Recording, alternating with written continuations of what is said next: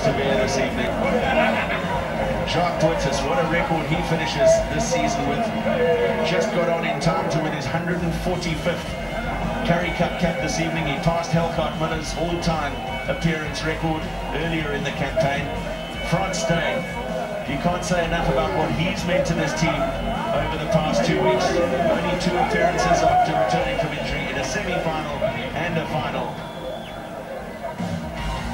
And proving influential on defence this evening. He stopped a couple of turnovers as well. Bradley Clyde Henderson and Sean Everett, along with their director of rugby, Brendan Fenter. What an incredible end to the campaign for them.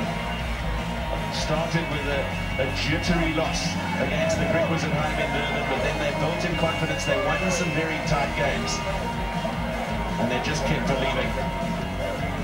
And the quiet assassin in the back row there, Pat Lambie, quite brilliant this evening, despite a few missed kicks from the tee.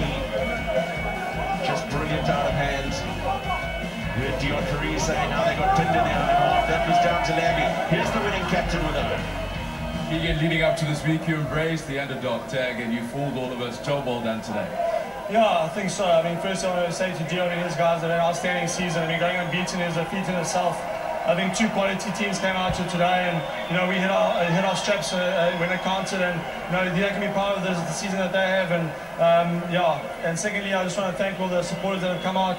The support's been immense this season, the change that we've gone through, and lastly, just to not the 22 players that have been with us today, but it takes a squad effort. So to all the 30, 40 guys and the guys behind the scenes and the people back home at the stadium and on the administrative side of things, just a massive thank you to them, and very proud of the team's effort today.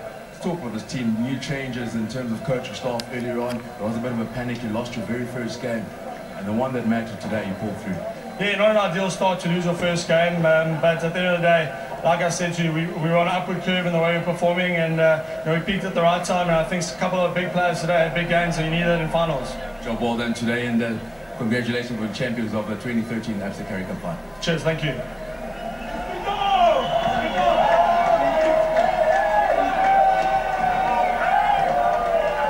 Monster check for Keegan Daniel and the Sharks, but this is what it's all been about. The ABSA Currie Cup for 2013 is going back to Durban.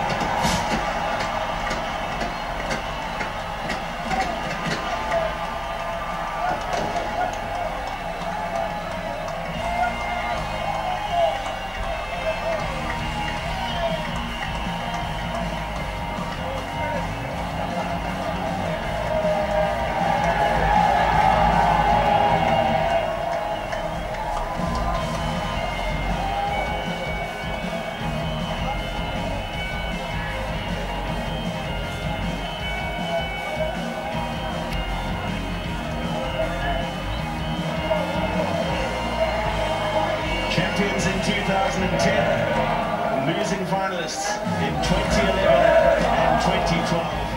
Finalists 4 years in a row, and they had their second title in 4 years. Away from home, quite outstanding, the Sharks.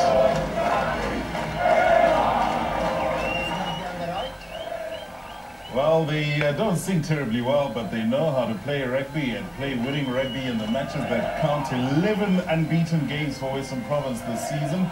And unfortunately for them, the one game they do lose is the one that certainly counts the most. The Sharks getting unstuck twice against the Sharks this season. And of course, that Griquas match, which Owen mentioned.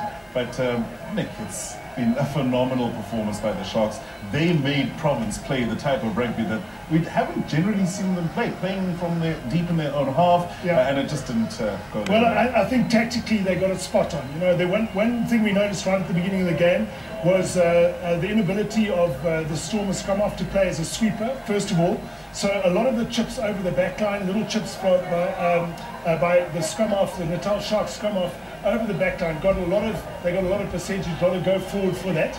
And in addition, Schroeder was really off his game today. That interception try just gave the Sharks the momentum. We said one team had to get 10 points up to make a great game of it. They forced Province to play from deep.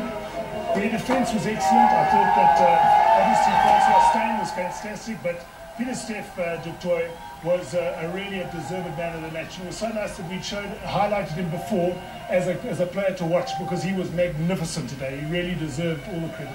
Ash, we are going to take a closer look at exactly what went down during the match, but one man who's bidding farewell to his job and you won't be seeing on the fields, Jonathan Kaplan, got incredibly emotional before the match and after. And I think Jonathan delivered a champagne-popping performance. You know, one had to contribute, and his contribution one had to acknowledge. And I think he handled the game exceptionally well. The spirit within which the game was played, I think, was fantastic. You had two totally contrasting ways of play, the game being played, and I think Jonathan contributed to that, him and the rest of the refereeing staff that were